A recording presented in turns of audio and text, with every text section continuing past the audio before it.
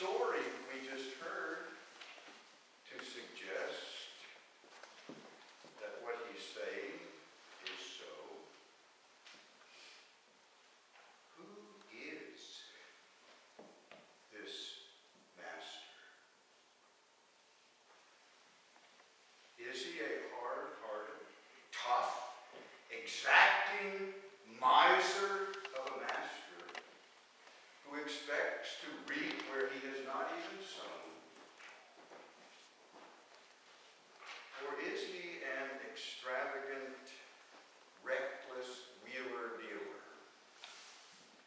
whose faith in his servants is exceeded only by his generosity?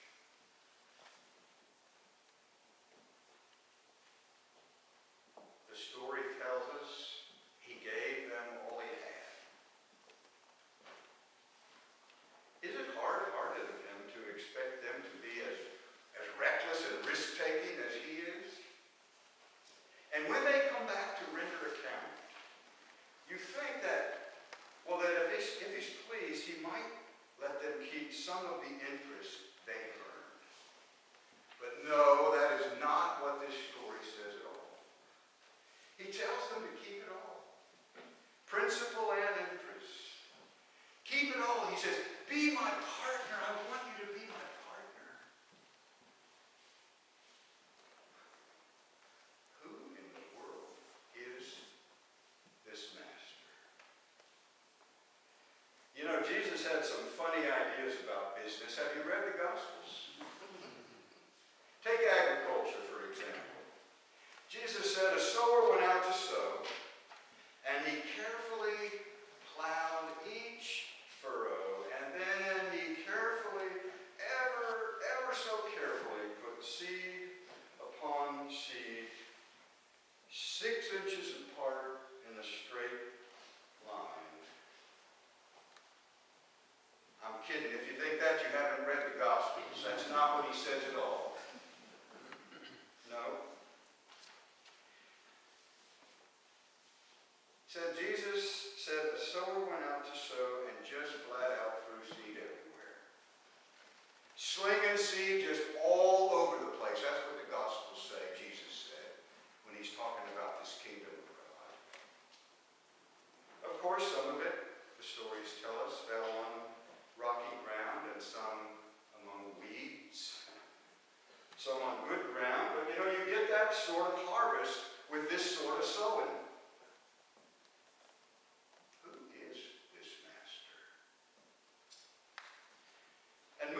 Sloppy farming to outrageous shepherding, Jesus said, the good shepherd will lay down his life for the sheep. A friend of mine says, you show me a shepherd who will lay down his life for a $10 sheep, and I'll show you a dumb shepherd.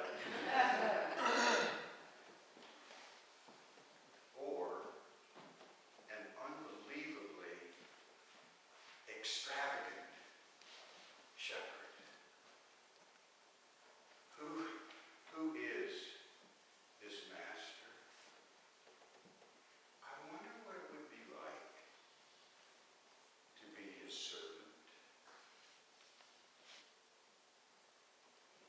In Matthew's Gospel, just before Jesus starts down the lonely road to his death, he tells 3 stories, and they are all what are called parables of judgment. Parables about the end. Stories about reckoning and judgment. In today's story, after a long time, the master returned. Now, of course, the crowd perks up when they hear Jesus tell this story. They perk up because they know that Jesus isn't just talking about any master or any Lord. He's talking about the Lord, the judge. He's talking about judgment. About the last hoped-for day when the Lord, the judge, will come and settle up accounts. They're expecting a judge who